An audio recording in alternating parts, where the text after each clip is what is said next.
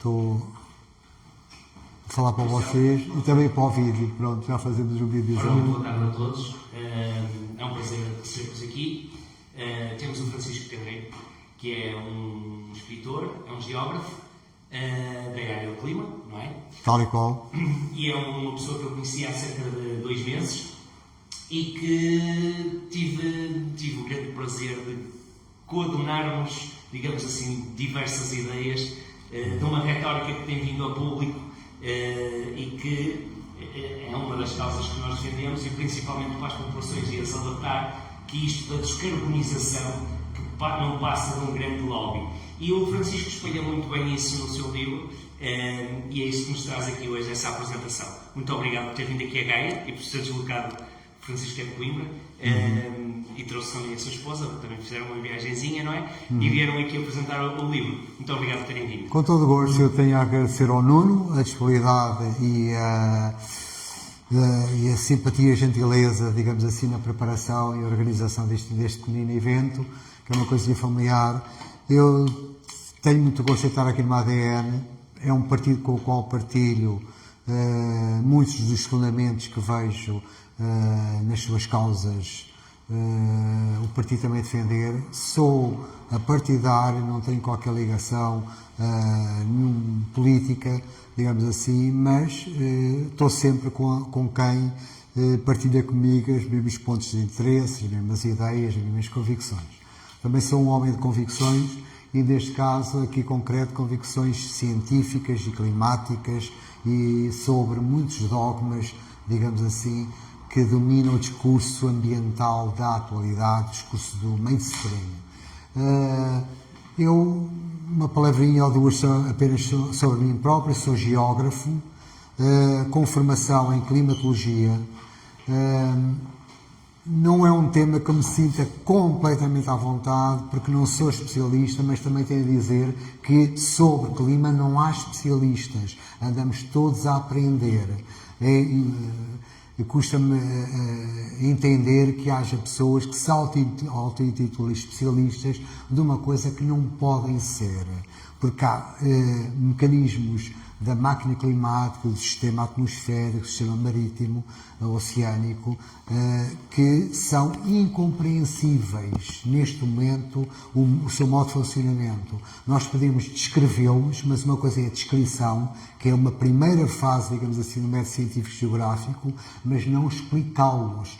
Há muita dificuldade em explicar a existência dos anticiclones tropicais, por exemplo, da dinâmica atmosférica, das correntes termolinas, porque é que podem mudar a direção, porque é que estão onde estão, e os sistemas atmosféricos, quando são sistemas termodinâmicos e sistemas abertos, como é o nosso caso, são difíceis de explicar. Se fosse fácil de explicar, já toda a gente tinha explicado porque é que houve alterações climáticas no passado. Ou seja, não podemos estar agora dispostos a explicar ou a adiantar explicações sobre aquilo que virá a acontecer no futuro quando nós não conseguimos explicar retrospectivamente o passado. Não faz sentido nenhum. Portanto, seria muito mais fácil explicar o passado do que agora estar a adivinhar o futuro. E, portanto, nessa medida, eu tive o atrevimento de fazer uma coleção, digamos assim, de textos que compõem este livro. Este livro é um ensaio, não é um romance, aviso já às pessoas. Tem cerca de 17 tópicos diferentes, são tópicos independentes, portanto, podem ser lidos de modo independente, sendo que o primeiro, a razão também pela qual apareceu em primeiro lugar, é conveniente que seja lido em primeiro lugar. A partir daí, qualquer outro e qualquer ordem não é sequencial, digamos assim. E pronto, o meu nome de autor é Francisco José Terreiro. Pode haver confusão com outro autor que era meu primo, que se assumia como Francisco José Terreiro, daí a razão de, nesta obra, eu ter FJ Terreiro, para não haver essa confusão. Na badana do livro ponho Francisco José Terreiro 2, porque o 1, anteriormente, já falecido, digamos assim, assumia-se como Francisco José Terreiro, daí eu ter o cuidado de pôr apenas FJ Terreiro para evitar essa confusão. No entanto, pode acontecer, e quando isso acontecer, pelo menos as pessoas que virem esta minha apresentação já sabem que somos duas pessoas diferentes. Tanto mais que esse autor já é falecido, meu primo, como eu disse, já faleceu em 1963. E pronto, a capa também será ilustrativa depois do conteúdo. Acho que depois de lerem o livro perceberão bem a capa. Acho que ela é bem representativa, digamos assim, do espírito da obra. Eu agora pediria ao Nuno, que está na assessoria técnica, digamos assim, desta passagem, e já está, que vemos aqui para o primeiro slide. O primeiro slide temos já a ver com a apresentação. A apresentação temos aqui alguns dos tópicos que aparecem no livro, não todos, porque eu quis que aparecesse aqui numa única página, e portanto temos aqui alguns tópicos. Como eu estava a dizer há bocado, o primeiro tópico, que é o da teoria do caos, é o primeiro a ser lido, todos os outros são de sequência alternativa. Como é um assunto técnico, às vezes um bocadinho complexo, os primeiros tópicos são mais densos e que exigem uma leitura mais pausada. Todavia, são sempre tópicos que raramente ultrapassam as 6 páginas, andam alguns 3, 4 páginas e, portanto, são tópicos relativamente curtos. Agora, a mensagem, o conteúdo e as ideias têm que estar bem montadas, na minha opinião, e eu tentei fazer aquilo que estaria ao meu alcance, digamos assim, por forma a ser suficientemente técnico, suficientemente científico e suficientemente explícito para qualquer pessoa, uma pessoa comum, com mínimo de formação e com um bocadinho de atenção, conseguir perceber e ir acompanhando. A parte final, a partir nomeadamente da página 81, aparece-nos um tópico que é as baleias de Gracie, que aliás é o subtítulo também da obra, e que é o primeiro tópico que nos aparece aqui já um bocadinho mais aberto, mais simples, mais abrangente, apresentado na forma de parábola. Mais tarde também aparecem outros dessa natureza. Portanto, a primeira parte um bocadinho mais técnica e, para o final, já na forma de parábola, mais abrangentes, e acho que toda a gente os conseguirá apreender e perceber, digamos assim, a mensagem que poderá estar implícita dentro de cada um. E agora pedi ao Nuno para passar para o início, digamos assim. Eu vou fazer uma introdução já um bocadinho clássica, digamos assim, ao de senso comum, e é o facto de ter duas boas notícias. A primeira delas é que a crise climática não existe. Acho que é uma boa notícia para todos. Podíamos acabar com os créditos de carbono, podíamos acabar com a ideologia climática e por aí vai.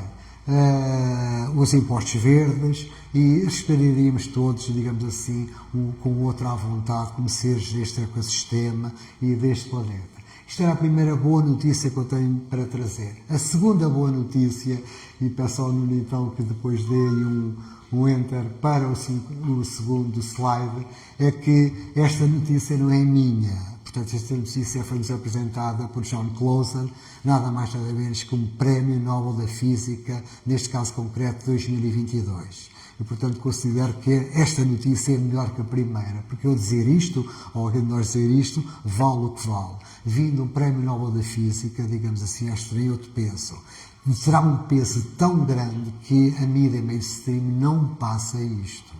Portanto, mais facilmente se ouve a Greta falar sobre uma barbaridade qualquer climática, uma catástrofe e por aí vai, do que se ouve uma frase tão simples e tão incisiva como um Prémio Nobel da Física é capaz de pronunciar.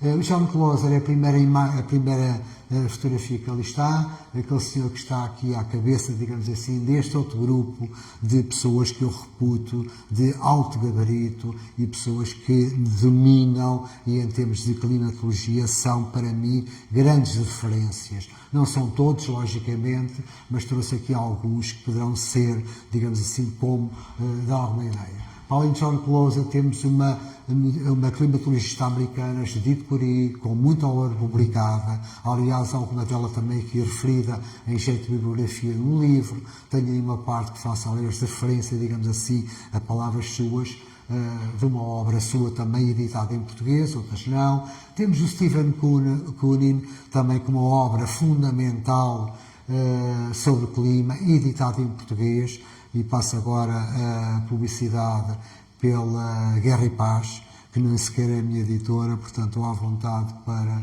pronunciar sobre isso. Mas a Joana Ai, um trabalho espetacular sobre a importância do Sol e os ciclos solares e a importância que o Sol tem como principal motor energético do nosso sistema Terra-Atmosfera.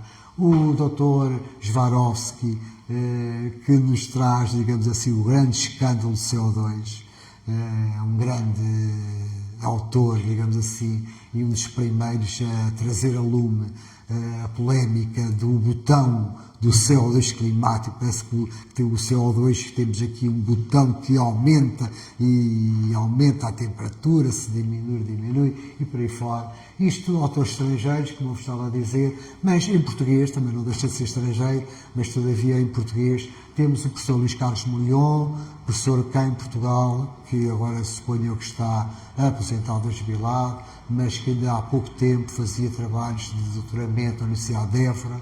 É um professor com muita obra, digamos assim, a nível da comunicação não mainstream, portanto a nível da internet, também tem muita obra publicada, é uma pessoa de uma carreira excepcional e muito conhecido no Brasil, um grande lutador, digamos assim, pela verdade científica e contra a fraude climática e ambiental que nos querem impor. Com estas minhas palavras, acho que já todos estão a perceber de que lado eu me situo. Não me situo de lado de barreira nenhuma, não me intitulo como especialista, porque considero que não há especialistas. Agora, acho que falar de clima e não sendo geografia pode colocar qualquer pessoa de pé atrás. Isto é a mesma coisa que uma pessoa se intitular especialista em cardiologia sem ser médico. Porquê é que eu estou a fazer esta comparação?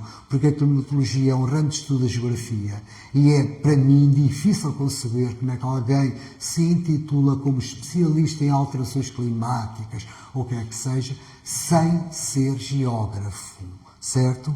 É para mim muito difícil de conceber, de entender e de, inclusivamente, acreditar, como seria para qualquer pessoa difícil de acreditar como é que se pode ser um cardiologista sem ter uma base de formação de medicina muito sólida, entendido? Portanto, clima não é normalmente é aquilo que se diz. Normalmente nós ouvimos falar que o clima, a Terra tem um clima, a Terra não tem um clima. Ouvimos dizer que a temperatura sobe e que o clima altera. A temperatura não é clima, nem clima é temperatura. Há diferentes climas à superfície da Terra, por isso é que há diferentes classificações, há cerca de 10 climas, 10 grandes tipos climáticos e cada um deles com mecanismos de atuação completamente diferentes. O nosso clima é o clima temperado mediterrâneo, que é partilhado com o sul de Espanha, com o sul de França, a bacia do Mediterrâneo, aliás o nome diz isso, é partilhado em mais 3 ou 4 partes do mundo. O nosso clima é aquele que em termos de área é menos abrangente e menos expressivo em termos de área ocupada com as nossas características climáticas e é um clima típico e diferente dos demais. Por uma razão muito simples, normalmente no clima mediterrâneo chove menos no verão, cai menos precipitação no verão e mais no inverno, ao passo que na maior parte dos climas mundiais chove mais na estação mais quente. Portanto, a Terra não é um clima. Portanto, quando o clima, muitas vezes há a tentação de pensar que nós temos um clima, o Equador é mais quente, o Polo é mais frio e, portanto, o clima é isto, esta variação sazonal. E, portanto, que o mecanismo seria apenas um. Não há um clima na Terra. E, portanto, quando nos dizem que o clima está a mudar, que clima? Não é? É a primeira questão. Mas que clima é que está a mudar? É o clima equatorial, é o clima polar, é o clima mediterrâneo? E em quê? Onde é que estão os dados? Porque normalmente ninguém apresenta dados. Eu aqui mais à frente vou tentar deixar com algumas ferramentas conceituais digamos assim, de entendimento e discussão. Sei que estou a falar para pessoas que já estão minimamente despertas para o tema, portanto não é aqui para convencer ninguém, logicamente. Se tiverem questões ou dúvidas depois que possa colocar e que eu saiba responder, responderei com todo o gosto, mas também estou pronto para vos deixar algumas ferramentas interpretativas e conceituais. Agora passaríamos para o slide seguinte. Para além destes grandes crânios que eu aqui referi, também podíamos referir mais 31 mil cientistas ou mais que assinaram a petição, o Petition Project, ou a Declaração de Oregon, também conhecido como a Declaração de Oregon, em que são mais de 31 mil cientistas que declaram aquilo que aqui nós podemos ver, que não existe nenhuma relação, nenhuma evidência sólida, eu estou a falar de cor, não estou a ler bem aquilo que ali está, mas que não existe nenhuma evidência sólida que o CO2, primeiro, altere o clima, em primeiro lugar, e em segundo lugar, que tal fosse prejudicial para o homem, para o ecossistema, para a vida na Terra em suma. Nós já tivemos períodos de ótimos climáticos com muito mais CO2 do que temos agora, já tivemos glaciações com muito mais CO2 que tivemos agora, já tivemos períodos mais quentes do que agora com menos CO2, que é aquilo que nós iremos ver a seguir. E, portanto, antes pelo contrário, a comunidade, grande parte da comunidade científica diz que o CO2 desempenha um papel fundamental no ecossistema do nosso planeta. Ou não fôssemos nós, simples animais, pouco mais do que carbono e hidrogenado também, não é? Nós comemos carbono, a vida é carbono, as plantas alimentam-se de carbono, o ciclo da fotossíntese tem como base, digamos assim, a química do carbono e, portanto, a produção de nutrientes e de energia para o sistema vem do carbono. O carbono é o vilão a abater e, portanto, quando falo nessa eu lembro de mim, então se o carbono é a abater, eu tenho que deixar de respirar, porque apenas por respirar eu emito 1 kg de CO2 para a atmosfera por dia. E, portanto, alguma coisa está mal, se calhar querem me abater é a mim. E, portanto, nós temos que começar a questionar um bocadinho certas coisas que ouvimos dizer. E começar a fazer perguntas chatas.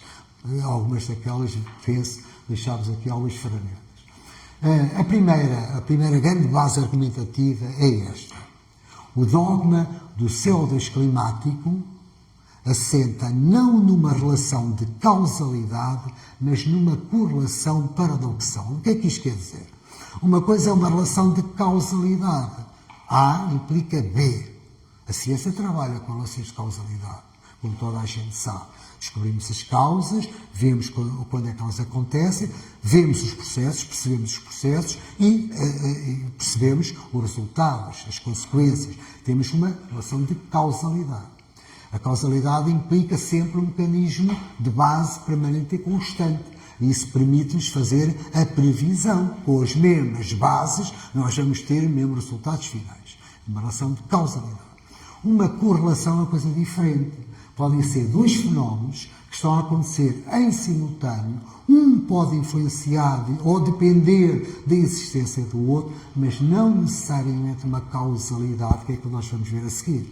Por exemplo, se isto fosse uma relação de causalidade, era impossível haver períodos da história da paleoclimatologia, ou períodos da história do clima da Terra, em termos de tempo geológico, períodos em que já tivemos a Terra na situação de bola de gelo, Kirvinsky refere-se a esse facto, aliás foi o primeiro apontador, o criador deste conceito, a Terra como bola de gelo, em que tivemos glaciares até às zonas tropicais, zonas do Brasil, no Karoo, naquilo que responde hoje às zonas da Namíbia, a sul da Namíbia, Botsuana, norte da África do Sul, por exemplo, com glaciações a atingir zonas profundamente tropicais, e onde tínhamos valores na altura de CO2 atmosféricos ou troposféricos mais de 10 vezes superiores aos atuais. Se houvesse uma relação de causalidade, se o CO2, que agora são 380 ou 400 partes,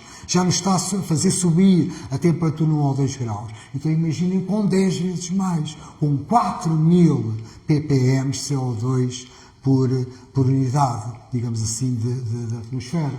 Então era impossível nós termos tido glaciações, quer dizer que há outros mecanismos de espalhamento de CO2.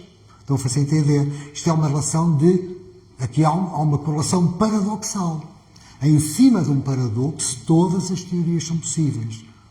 Estão a perceber? Se eu aceitar um paradoxo, a partir do que eu aceito um paradoxo, então tenho um dogma. Não é? Toda a teoria é viável em cima de um paradoxo. Esta tem um problema, é que não tem um paradoxo, tem dois paradoxos. É que não só já nós tivemos profundas e grandes glaciações com muito mais CO2 do que temos agora, como também já tivemos mais temperatura com menos CO2 do que temos agora. Com menos CO2 do que temos agora, já tivemos mais temperaturas. Então agora passo para algumas ferramentas, digamos assim, interpretativas ou argumentativas que vos quero deixar. Um dos gráficos sagrados, digamos assim, em termos de climatologia do passado, são os núcleos de gelo das serras de Vostok. Vostok é uma estação agora russa, parece-me que também já teve participação ucraniana, na altura da União Soviética, e é um dos sítios próximo do Polo Sul onde foram feitas perfurações no gelo. Aquela zona tem estado sempre muito estável e, portanto, aquele gelo por baixo tem milhares de anos, digamos assim, de consolidação, e nessas perfurações, à medida que se ia perfurando, vamos ter idades ou períodos de tempo cada vez mais recuados. Temos aqui o ano zero, hoje, e agora podemos recuar para o passado. Nós vemos aqui no gráfico das séries dos núcleos de Vostok duas linhas, a vermelha e a azul. Eu convido para vocês olharem para a linha vermelha, para identificarem se é a da temperatura, se é do CO2, que facilmente vamos ver que será a linha da temperatura. A azul temos a curva do CO2. Quando a gente olha para isto, parece que temos a prova que o CO2 é o botão climático, certo? Olhem aqui as duas coisas a mexer, parece que em paralelo. Não é verdade? Nós aqui podíamos dizer, calma lá, há aqui uma relação. E poderá haver, porque não? Agora também podemos fazer uma pergunta. É o CO2 que está a influenciar a temperatura ou a temperatura que está a influenciar o CO2? Temos que descobrir. Certo? É que a história que nos é apresentada é que o CO2 aqui mexe com a temperatura. Não é? Mas já vimos então que, se isso fosse verdade, era uma verdade paradoxal. Temos dois exemplos anteriores em que isso não acontece. Então vamos aqui ver o que é que se passa. Se a gente reparar, aqui este gráfico é fundamental porque nos permite perceber N coisas. Primeira grande verdade. Períodos de glaciação 1, 2, 3, 4. Períodos interglaciares 1, 2, 3, 4, 5. Nestes últimos 450 mil anos, meio milhão de anos. Aqui não havia homem. Isto aqui temos parte do Pleistocénico médio e superior. E aqui temos o Holoceno, há 12 mil anos para cá. O tempo do Homo sapiens, digamos assim, a saída das cavernas, do tempo já da Acádia, das grandes civilizações, a partir daí. Então, primeira conclusão que nós temos aqui a tirar, o clima sempre variou. Não é novidade nenhuma. Antes da suposta ação antrópica humana, sempre tivemos variações. E variações grandes, que vão de menos 8 em relação à média da temperatura atual, ao valor da temperatura atual. Temos valores que vão até 9 graus de média abaixo, em que a Europa e grande parte do mundo, nomeadamente as zonas temperadas, cobertas com glaciares com 2 km de espessura, não é? As grandes glaciações, e tivemos períodos interglaciares com temperaturas maiores do que são hoje. Ou seja, duas grandes conclusões: a temperatura sempre variou e mais, ao contrário do que se dizem que é a temperatura mais alta registrada desde sempre, é mentira. Já houve períodos interglaciares com temperaturas de 2 a 3 graus, quase 4 graus, mais elevadas do que agora. Ninguém morreu, a Terra continuou e nós estamos aqui. Aliás, estes períodos chamam-se de estabilidade térmica em temperaturas mais amenas ou mais confortáveis, chamam-se ótimos climáticos. A palavra ótimo climático já nos começa a dizer alguma coisa. Ninguém diz que isto aqui é um ótimo climático. É glaciação, certo? Aqui a vida tem muita dificuldade em encontrar condições ótimas para florescer. A gente vê o que é a tundra, o que é o ambiente da Antártida, em termos de estabelecimento de vida, de produção de nutrientes e por aí fora. São ambientes muito menos produtivos que o ambiente tropical, um ambiente quente. Se fosse assim, nós não fazíamos estufas para produzir alimentos. Entendido? Ora bem, primeiro, já estamos a ver que este gráfico nos permite ver mais do que uma leitura. Agora reparem aquilo que aqui estava, que é o segundo paradoxo. Nós vamos ver alguns interglaciais, nós temos aqui, como volto a referir, na entrada do Holoceno, nós temos aqui este interglaciar, por exemplo, eminiano, ou este aqui, ou este aqui. Isto aqui é a glaciação do Vulme e do Dias recente, que depois aparece referido no livro. Em que é que nós vemos? CO2 já azul, temos 290. Hoje em dia diz que temos 400 partes por milhão. Não é? Então, tivemos temperaturas superiores em 2 graus, 3 graus, com menos CO2. Então, há outros mecanismos a interferir, porque senão era impossível isto estar a acontecer. Portanto, este gráfico, para além de nos mostrar um paradoxo, mostra-nos então outra coisa. A temperatura sempre variou, independentemente ou não da ação do homem. Certo? Nós, em termos expressivos, só começámos a ter algum impacto e localizado, não é? Dentro dos padrões que nós hoje convencionamos a partir da Revolução Industrial. E a partir da Revolução Industrial, isto foi só de alguns sítios, na Europa, onde é que havia Revolução Industrial no mundo, não é? O que é que se queimava um bocadinho de carvão, aqui na Polónia, na Inglaterra, na Alemanha, na Suécia, nos Estados Unidos? Estão a perceber? A população era aqui 5 vezes menos do que é agora, e portanto, no entanto, independentemente da ação do homem, sempre houve mais variações, ou períodos mais quentes. Portanto, outra coisa. Agora vamos ver aquela questão, o que é que influencia? O CO2 que está aqui a jogar, ou é uma coincidência? Qual é o tipo de relação que nós aqui temos?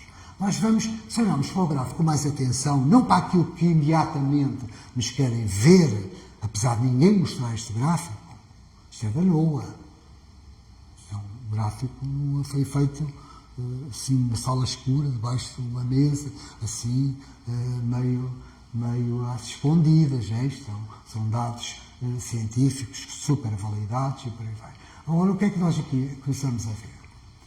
Se o CO2, aqui é o botão térmico, o termostato, digamos assim, nós vemos valores de CO2 altos, ainda altos, e reparem o que acontece à temperatura. A temperatura cai primeiro que o CO2.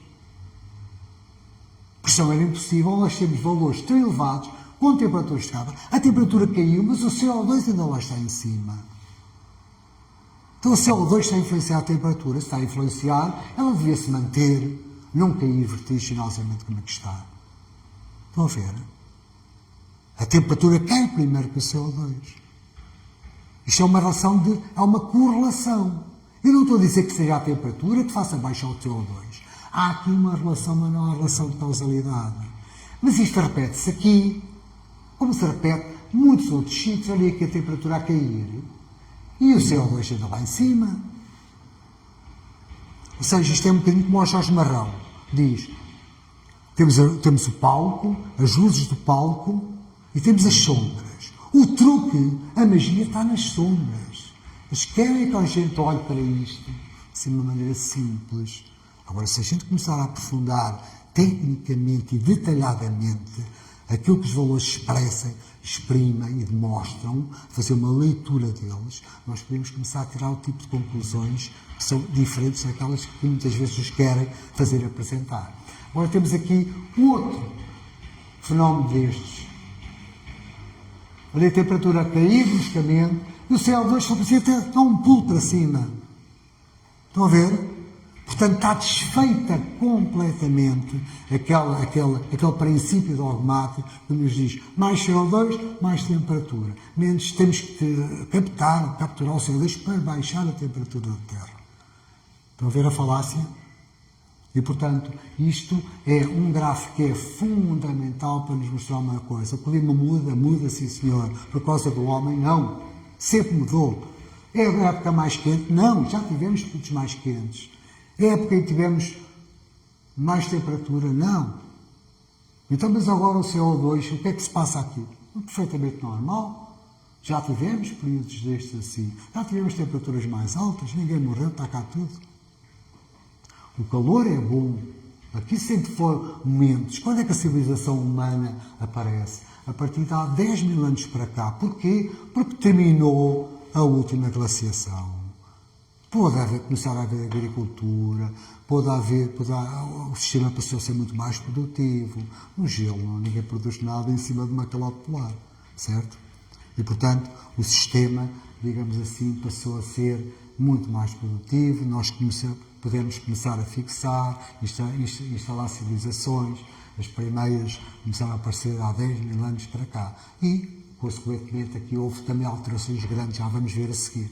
E, portanto, parece-me que este gráfico, não sei se tem alguma questão sobre ele, nos mostra várias coisas. O clima sempre mudou, já houve alturas mais quentes do que é agora, a CO2 não tem nada a ver com a temperatura, quando muito aqui nós podíamos dizer o contrário, a temperatura está a fazer interferir o CO2, que é a temperatura a que muitas vezes mexe primeiro, o CO2 vai atrás.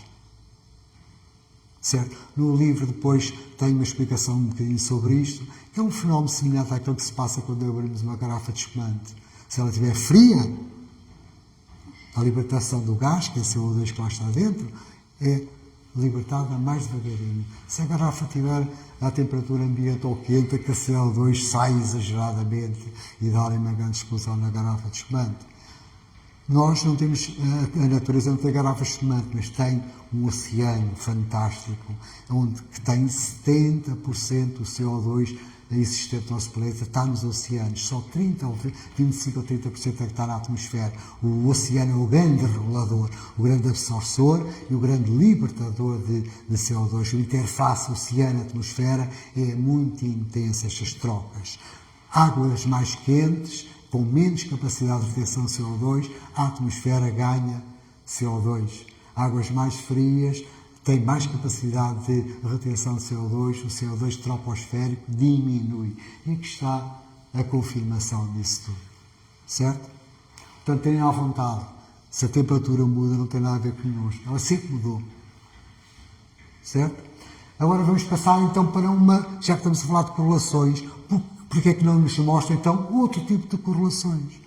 Este gráfico é com base num autor, que é o Svensmark, aqui não tenho, desculpem-me, as fontes, etc., coisa que aqui não fazia sentido, no livro está tudo, a fonte, correspondente a cada informação destas. Aqui temos também uma correlação, e esta muito mais crível. Aqui quase que há uma relação de causalidade. Porquê?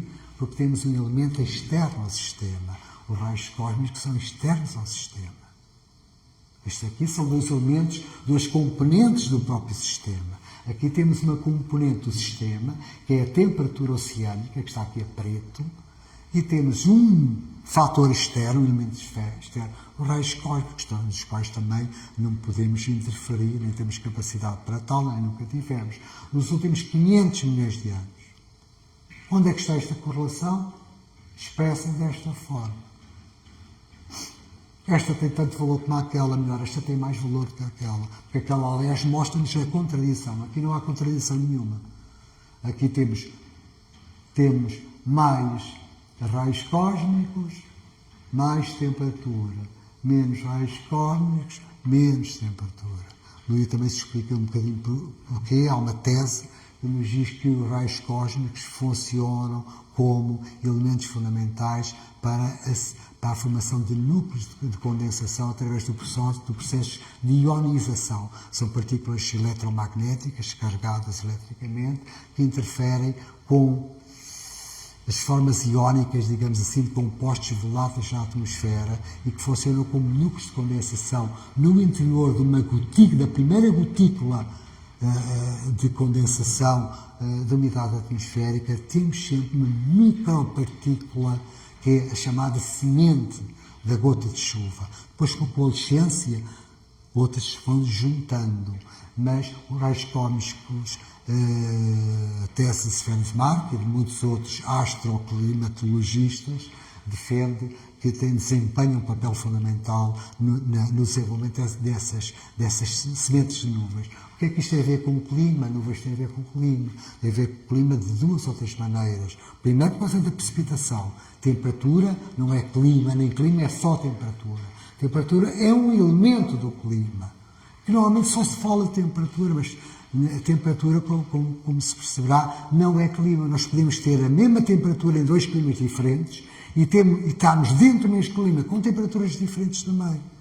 Podemos ter temperaturas iguais em climas diferentes e temperaturas diferentes no mesmo clima. Uma coisa não é outra. É um elemento essencial fundamental, mas não é clima, não é temperatura, nem vice-versa.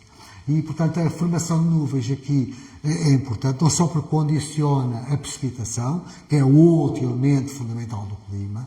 Quando a gente pensa em desertos, não pensa só em temperatura, também pensa na aridez, na falta de precipitação.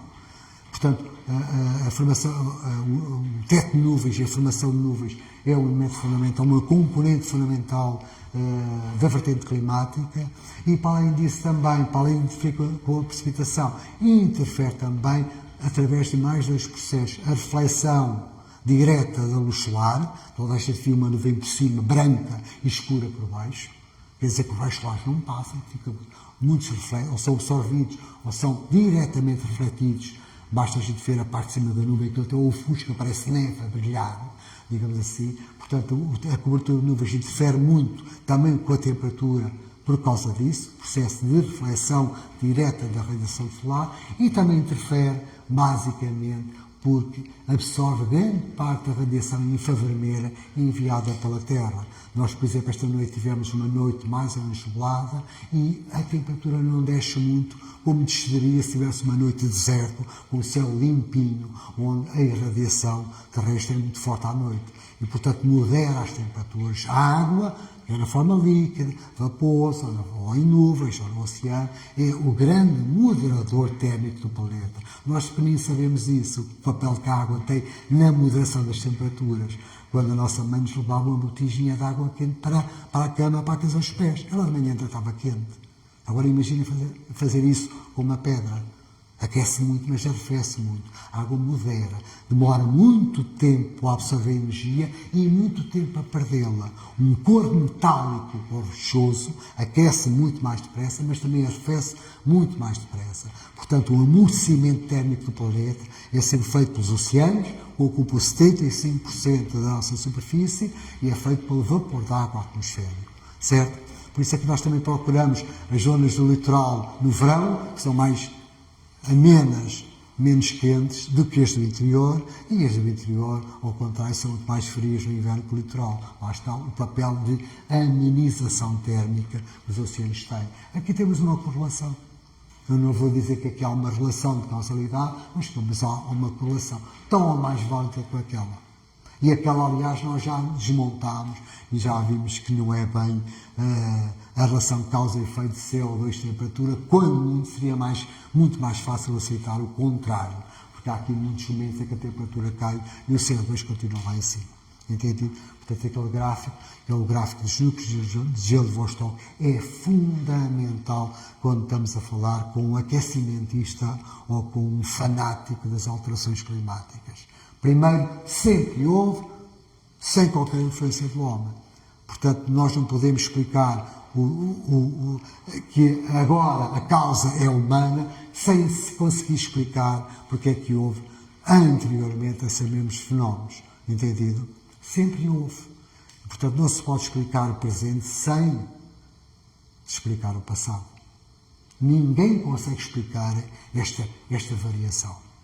Podem ver que os ciclos de Milankovitch, vocês já ouviram falar, da pressão dos equinócios, a variação da inclinação do raio solar, a excentricidade da órbita terrestre em relação ao Sol, não é certinha, faz ciclos, tudo no mundo faz ciclos, na natureza faz ciclos.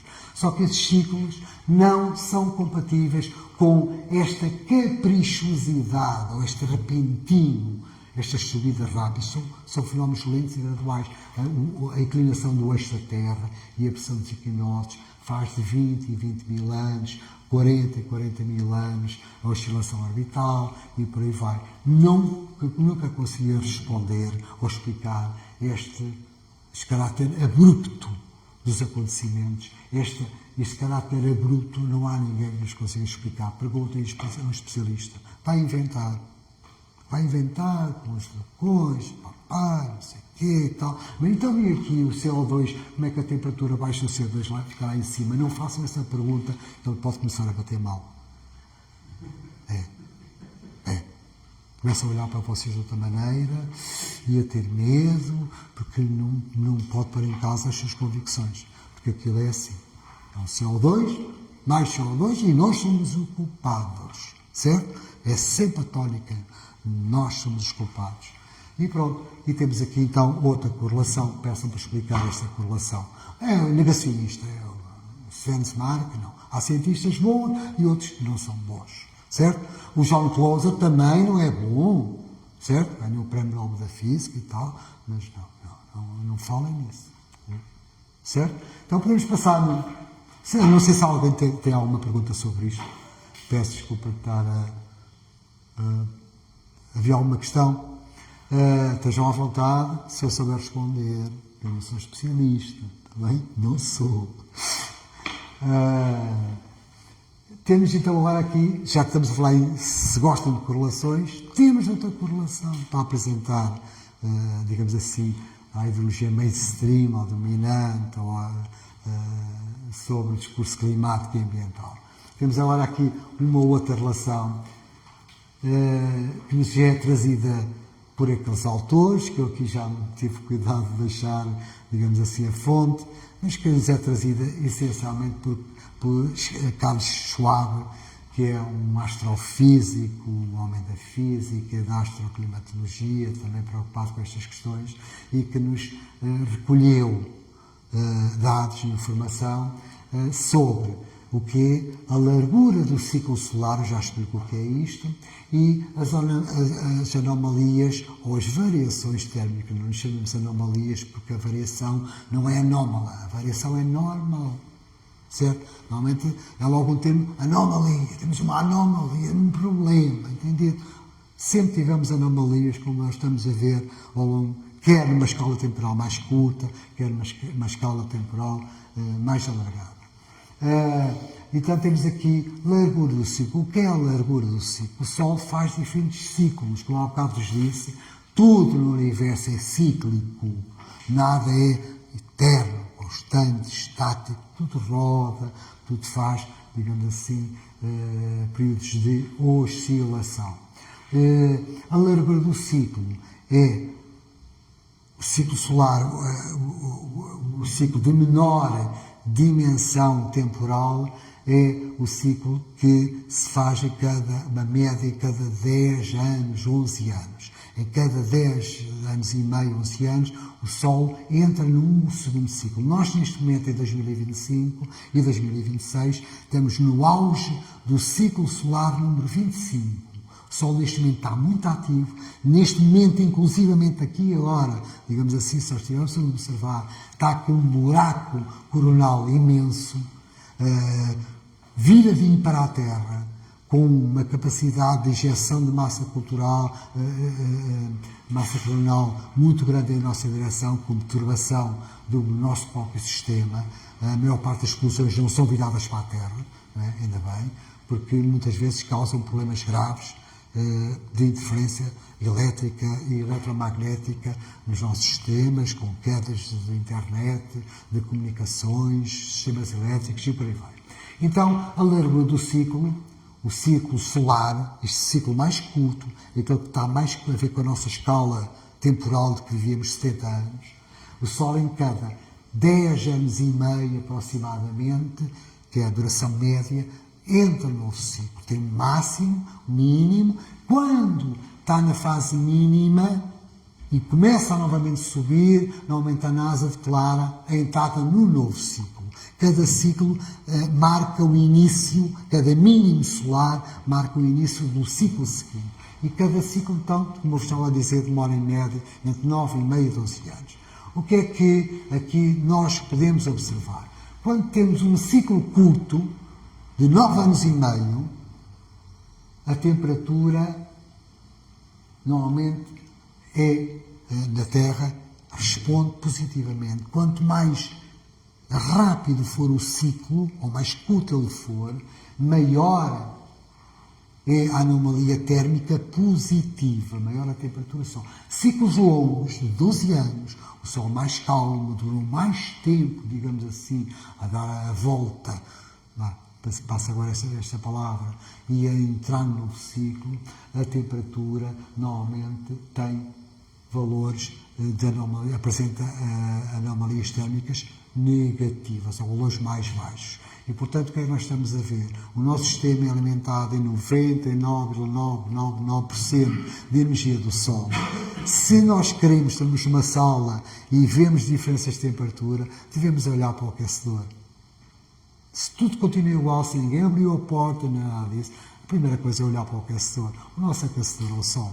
Portanto, se o Sol mexe, se o Sol varia, e se a nossa temperatura depende do Sol, é fácil e intuitivo imaginar que haja aqui uma relação. E aqui está ela aqui apresentada. Eu não estou a dizer que estas alterações climáticas, nem Schwab, nem estes autores aqui, dizem que as alterações que se verificam é a do Sol. Mas que está cá, está. E há bocado, ao contrário daquela relação céu-das-temperatura, eram dois elementos no mesmo sistema. Não sabemos se há uma coisa, uma causa externa a fazer mudar os dois. Aqui não. Aqui sabemos que há uma causa externa a fazer mudar um elemento interno. Isto para mim é mais de uma correlação. Mas como os negacionistas, os chamados negacionistas, têm normalmente mais bom senso do que muitos afirmacionistas, vamos manter aqui a palavra correlação. Certo? Para não forçar, digamos assim, uma interpretação, porque, como eu vos disse há bocado, ninguém sabe nada, andamos todos a aprender. Certo?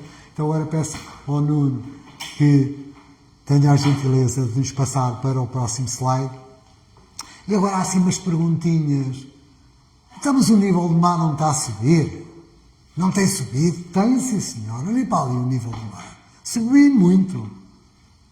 Aqui temos também milhares de anos, ano zero agora, nós aqui, neste momento, e 24 mil anos atrás. Há cerca de 20 mil anos, aqui há cerca de 14 mil anos, o mar estava 100, 120, 130 metros abaixo do nível atual. Nós agora íamos aqui à praia e não víamos lá o mar. O mar estava 120 metros abaixo, não sei quantos quilómetros aqui na costa, a canoaria. Tínhamos que ir quase até à linha do horizonte para encontrar a linha de costa nesta altura, entendido? O mar subiu muito, mas não foi por causa do homem, não. Há 20 mil anos não havia aqui nada. Havia aqui o Neandertal. Vou ver, que era a fase ainda da glaciação. O Wurm, ou o Dries recente. Acabou a glaciação há 10 mil anos, 12 mil anos aproximadamente. Temos o início, a entrada no Holocénico, o Homo sapiens, por aí vai. E o mar começou a subir. Aliás, é compatível com os relatos bíblicos do grande dilúvio, há 12 mil anos. A Bíblia refere, não só a Bíblia refere, mas já os sumérios falavam de dilúvio, na China também há relatos de dilúvio, praticamente todas as grandes civilizações referem a existência de um grande dilúvio. Posso? Claro. 12 mil anos é a data dada pelos egípcios para a destruição Da Atlântida. E 12 mil anos é também a data da cultura de Clovis, na América do Norte, também desapareceu. E desapareceu também aqui a megafauna. Exatamente. Né? E desapareceu o Neandertal. Né? E temos aqui, então, portanto, o mar não tem subido. Tem subido, sim, senhor. Então não tem. Mas não é subido uns centímetros de agora nos dias. Subiu 120. Qual é a causa humana para isto? São causas naturais. Então, e esta agora, este bocadinho aqui é que é antrópica. Estão a ver? O ridículo que é.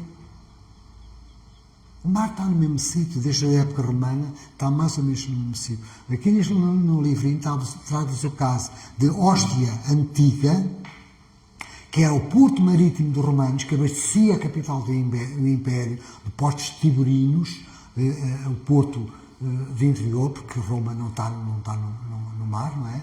E, portanto, tinha um porto marítimo, Hóstia, e depois um porto romano, para onde as mercadorias entravam e saíam, algumas delas, mas para Roma, para a capital, estamos a imaginar as mercadorias a entrar, logicamente.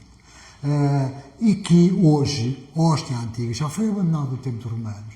É um sítio arqueológico que está a 3 km do mar. Portanto, o mar subiu, em Hóstia não se nota. Ao lado agora temos lá o aeroporto Fiumicino, em Roma. Terrenos que há 3.000 anos eram mar e agora estão afastados. O mesmo se passa, por exemplo, aqui, a gente vai em Mira e há 3 ou 4.000 anos o mar entrava quase em Cantanhede. E agora temos uma língua de areia enorme, a areia sedimentar, e é testemunho do recuo do mar. A gente quer ver o mar, testemunhos em como o mar agora não tem avançado muito. Vamos à Nazaré, também está esse exemplo. Vamos ao sítio de Nazaré e vemos uma riba fóssil, que há 10.000 anos o mar batia lá. Portanto, o mar oscila, sim senhor. Tem subido em alguns lados e descido em outros. Porque o nível do mar não é todo, não há um nível do mar.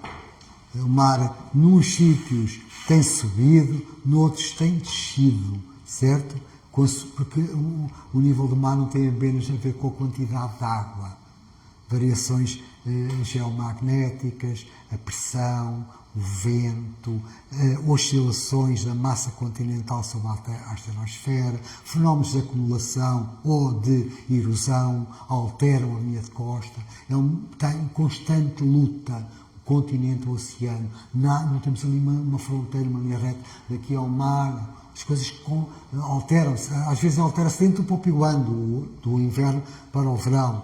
Uma grande tempestade pode levar uma grande quantidade de areia e o mar avança.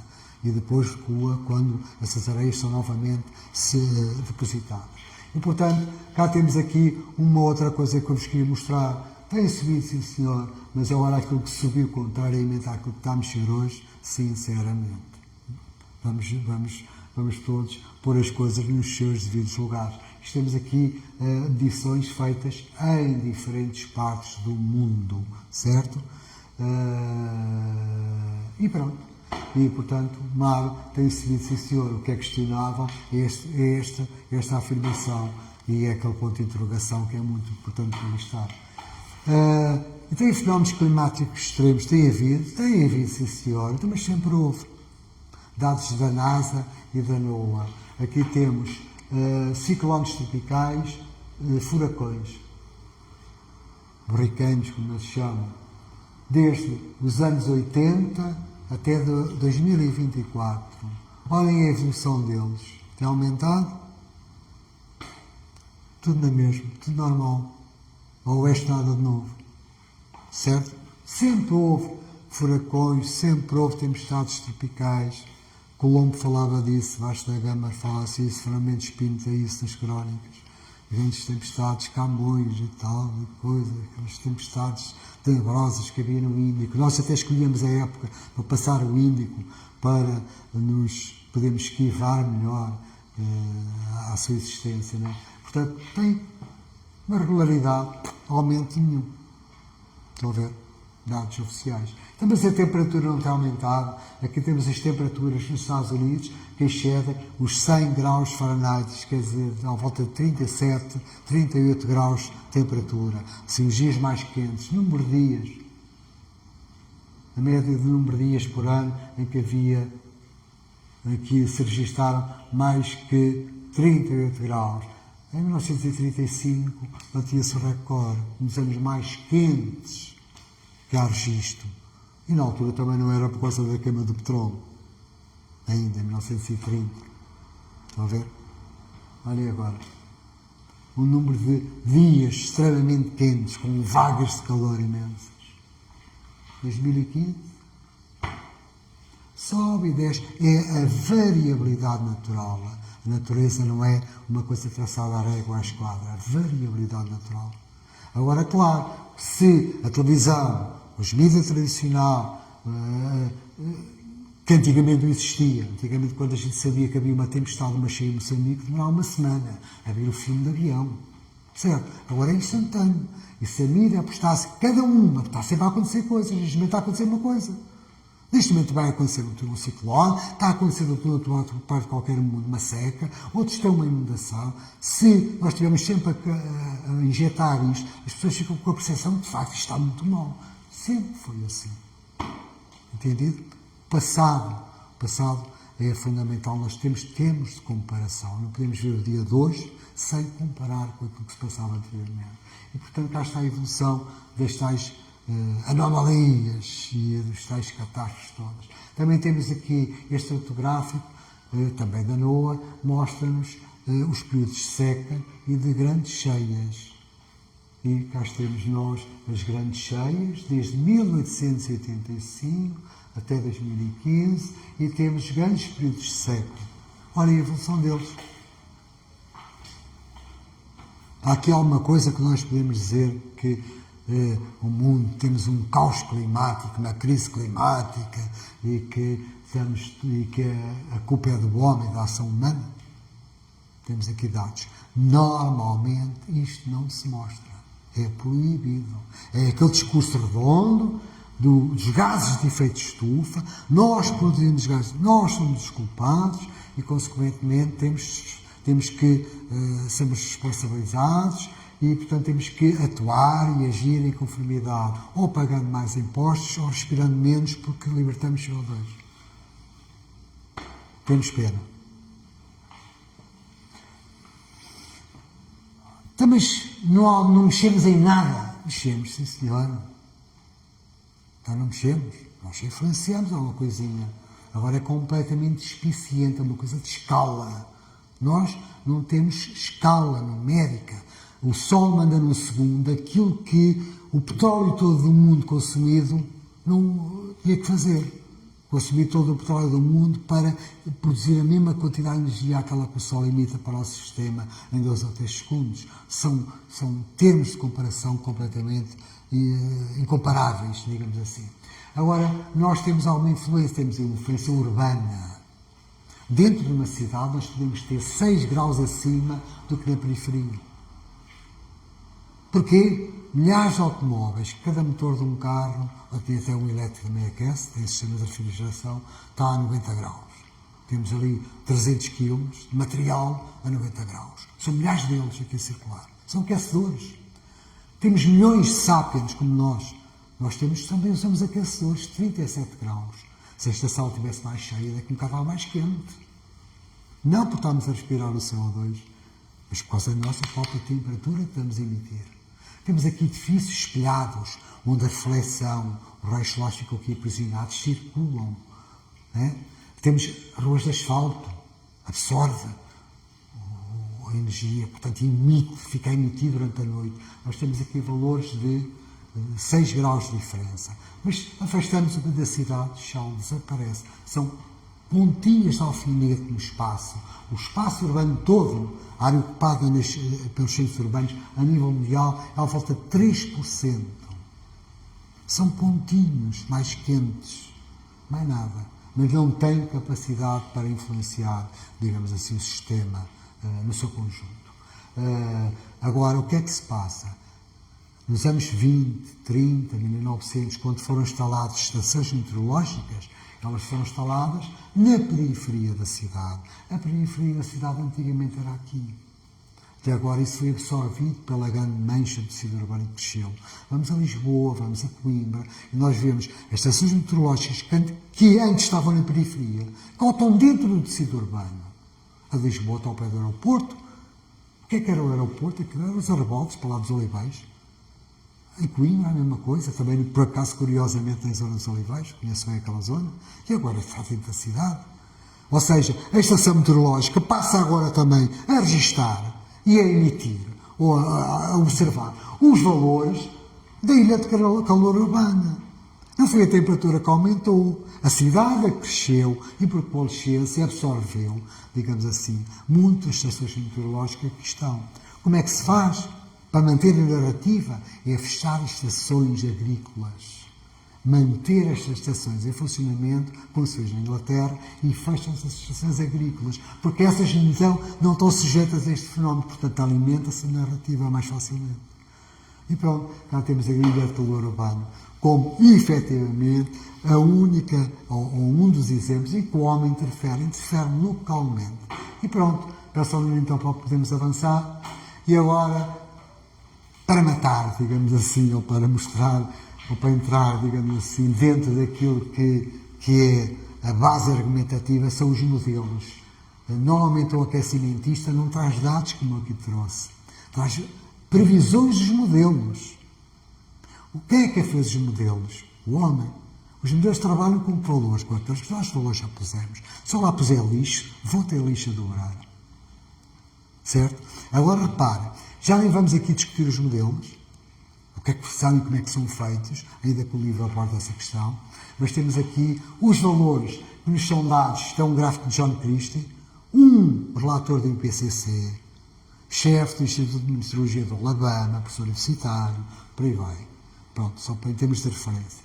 John Christie, depois aparece também a bibliografia do livro, por aí vai. Temos aqui a média, foi ele, aliás, que me deu autorização para ter estes gráficos, que me autorizou a ter no livro este e outros gráficos dele. Temos aqui a média de 102 modelos validados pelo IPCC. Cada um dá valores diferentes, eles não trabalham todos com as mesmas premissas, digamos assim.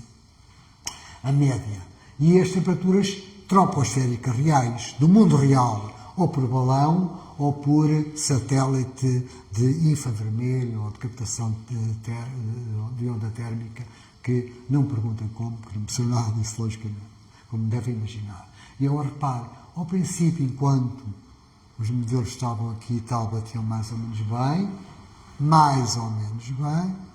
e a partir do momento que faziam as previsões, aquilo sempre aumentar. Lembra-se bem do Al Gore, da história da subida drástica das temperaturas, do nível do mar, daquele alarmismo todo ambiental e climático. E agora, para o que é que está a acontecer? O desfazamento imenso entre as projeções dos modelos, todos eles validados pelo IPCC, e as temperaturas reais, que inclusive agora estão a descer recentemente. Temos aqui a prova de quê? A prova de que todos os modelos estão a inflacionar o papel do CO2. Eles trabalham basicamente com a lógica de que é o CO2 o botão climático e que está a prova de que é tudo fake. Não há hipótese de aceitar o contrário. Este desfazamento entre a média, porque há deles então que nos davam valores ainda muito mais absurdos e alarmantes. Está aqui a prova que todos eles trabalham mal e a inflacionar o papel do CO2, que não tem papel térmico rigorosamente nenhum ou completamente desprezível. Aliás, isso foi demonstrado já por várias vezes, pela negativa, a última das quais que eu tenho conhecimento por um estudo de sul-coreanos, que apontaram com um telescópio para o infravermelho, com uma lente com CO2 embutida, digamos assim, na sua atmosfera interior, e observava-se este lado aqui o que acontecia à temperatura. Não mexia. Vocês já uma vez viram duas caixas em acrílico, uma com CO2 400 gramas e outra com 800, por exemplo, com dois termómetros lá dentro, para ver qual é que aquece mais, se é que tem CO2 a mais ou menos? Nunca viram nem vão ver. Isso era a prova. Quem nos quisesse apresentar essa porta, mostra 2 caixas em acrílico com 2 termómetros lá dentro. Não viram nem vai ver porque não funciona. Porque se funcionasse, já nos tinha mostrado. E eu então aí acreditava. Certo? E pronto. Temos basicamente Tenho isto. uma questão exatamente relativamente à caixa, que esta semana estava a discutir essa questão, em que se tivermos 2 estufas em que uma esteja completamente vazia de CO2, acabaram por não responder com o efeito ao plástico, porque cria a temperatura e a condensação de água que fica no seu interior. Se uma delas não tivesse CO2 e a outra tivesse CO2, a temperatura é exatamente a mesma. Portanto, essa situação das caixas de jogo, que é perfeitamente espelhável sobre isso, por isso é que eles não querem. Tão simples, tão simples, tão simples. Aliás, Aliás, até acrescento que ao longo do tempo, se as caixas se mantivessem ao longo do tempo, a que tem CO2 é que iria pôr a referência, porque efetivamente a vegetação alimenta-se de CO2, não é? Portanto, tenho aqui mais uma confirmação. aliás, as estufas, há estufas em Portugal e não só, em que são injetadas na atmosfera CO2, chama-se isso a adubação aérea. E as plantas reagem muito bem, com aumentos de 30% a 50% aumento da produção. Mas a temperatura é igual. Nenhuma dessas estufas registra uma temperatura mais alta que aquela que não está a ser injetada com CO2. Provas não faltam. Pronto. Agora, 2 imagens, uma figurativa, isto é quase para rir. Uma imagem de 1895 a 2002, no mesmo sítio. Olha, o catastrófico subida do nível médio do mar entre uma imagem e a outra. É o que eu estava a dizer há bocado, o mar está no mesmo sítio, desde os tempos romanos que o mar está praticamente, o datum altimétrico é basicamente o mesmo. Depois vou pedir ao Nuno que lhes passe aqui uma surpresa para vocês, o período quente medieval que houve, responsável foi até ao século XII, XIII, e tenho aqui uma pequena surpresa que acho que é reveladora e definidora, digamos assim, de muito disto. Resulta que se está en Suiza derritiendo un glaciar por el cambio climático. Pues bueno, se ha derretido por el cambio climático, ha dejado ver que había debajo una calzada romana. ¿Qué quiere decir? Que en época de los romanos no creo que hicieran un túnel para hacer una calzada romana debajo del glaciar, sino que en época de los romanos ahí no había glaciar. Por supuesto que el clima cambia. El clima cambia dependiendo de muchas cosas, como la inclinación del eje de la Tierra. Pero cuando hay intereses económicos y de dominación, pues son intereses políticos de dominación de las sociedades y tal, pues bueno, pues estamos viviendo lo que estamos viviendo. Pero bueno, para eso estamos nosotros, para no dejarnos avastallar por esa hegemonía cultural del destino. Acho que é disto tudo. Estão a ver? É um exemplo democrático. Nós temos, na época romana, um período quente medieval, correspondente ao período quente medieval, de temperaturas mais elevadas do que era agora, e temos uma calçada romana debaixo de um glaciar. É a prova. Acho que não é preciso dizer mais nada. Agora, e toda esta ideologia faz com que nós aceitemos estas barbaridades, parques eólicos gigantescos. Eu agora faço a pergunta, os painéis fotovoltaicos absorvem CO2, que é aquilo que se diz que querem combater? Não absorvem CO2. Produzem oxigênio, que é aquilo que as plantas produzem, absorvem e libertam? Também não. Produzem nutrientes ou alimentos? Também não. Tirámos lá as plantas para pôr isto. Eu só quase com raiva é que, para não me despertar raiva, é que não trouxe as imagens de como é que está hoje o Parque da Bela Vista, aquele que mataram centenas de veados, que apareceu na televisão, para instalar um parque fotovoltaico dos maiores da Europa, o maior de Portugal. O modo como está aquela paisagem, aquele ambiente.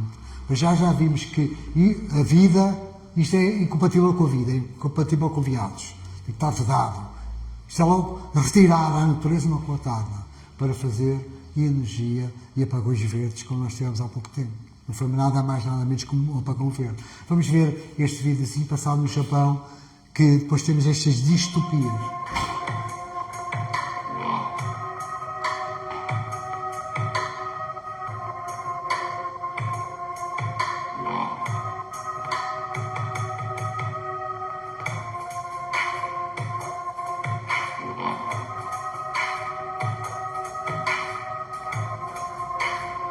Eu disse Japão, suponho que seja Japão.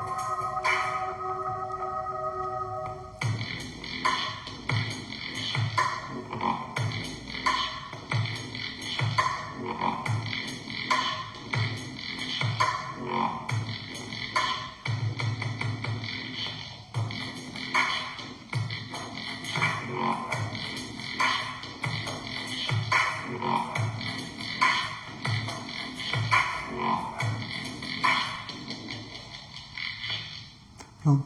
Tanta coisa para produzir eletricidade para uma cidade com 20 mil habitantes. Uma coisa parecida. Quando há sol e de dia e com, digamos assim, aquele período de maior produção que vai entre as 11 e as 3h30 da tarde. Porque às 6 da tarde a produção cai e às 9 da manhã também não é tão intensa. Entendido? E se houver nuvens, tchau, temos um vagão verde. E pronto. Espero que tenham gostado. Alguma dúvida, questão que eu possa responder e que saiba responder, terei muito gosto. Foi também um gosto estar aqui convosco na sala do ADN e com o Nuno, da qual agradeço muito o convite. Agradeço também a vocês a vossa paciência em me ouvirem e espero que tenha trazido algo de novo, ou pelo menos, se não, algo que nos faça pensar e ter uma atitude crítica relativamente à mensagem que cotidianamente não é transmitida e colocada, digamos assim, dentro das nossas cabeças, digamos assim, que muitas vezes são volúveis e muito manevráveis e, portanto, quando teremos de ser nós, digamos assim, muitas vezes a abrir os olhos e a procurar informações mais compatíveis com a realidade. Basicamente é isso. Muito obrigado a todos. Obrigado.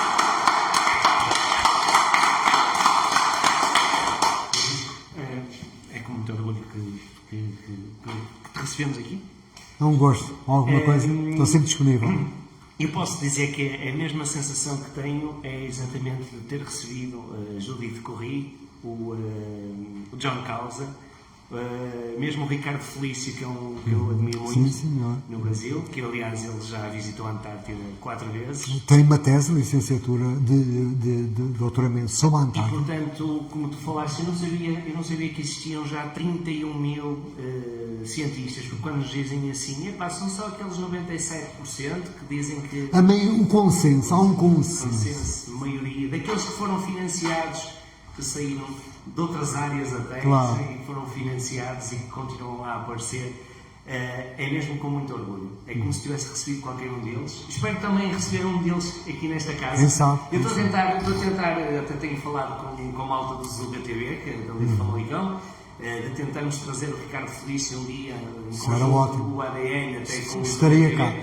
Estarei cá para... Mas digo-te que não é com a mesma emoção que te recebi aqui hoje. Obrigado. Porque são efetivamente, cada vez que a gente ouve mais uma pessoa efetivamente na sua especialidade, consegue aprender cada vez mais um bocadinho. Eu não sabia que existiam 31 mil cientistas já a subscrever, sabia que existe no Clintel.org 2 mil subscritores. Aquilo que esta casa faz é tentar mostrar à população que efetivamente estamos a pagar taxas de carbono para corruptos. E essas taxas de carbono para corruptos é isso que a gente combate. Não quero estar aqui a fazer porque hoje o dia é teu, não quero estar aqui a fazer Mas é verdade, mas é verdade. mas o que é certo é que enganaram-nos com os CFCs e nunca mais devolveram-nos o dinheiro. E agora estão-nos a enganar com as taxas de carbono e possivelmente, se nós não alertarmos as próximas gerações, Virá uma outra. virá uma próxima geração e um próximo Climate Gate, digamos assim. Tá, Nós estamos a viver o 2.0, que não serviu de experiência o 1.0 e estamos a roubar no 2.0. E é mesmo com muito orgulho que te recebi aqui. Muito obrigado. Muito obrigado. Muito obrigado. Foi um gosto. obrigado. Sempre às ordens. E espero ver-te cá mais uma vez, Às mesmo ordens. com esta sala semi-cheia, mas Muito bem. da próxima vez Muito bem. vai estar cá mais gente. Valeu. E o que é certo é que esta nossa luta é nós continuarmos a lutar e a passar a mensagem e a informar efetivamente que as pessoas, já para não dizer que estão efetivamente a ser enganadas, que ponderem e que podem eventualmente a ser enganadas e que pensem efetivamente nas palavras que tu nos trouxeste. Muito obrigado. Pronto, espero que tenha contribuído Muito para boa isso. tarde. Obrigado. Obrigado. Obrigado. E pronto.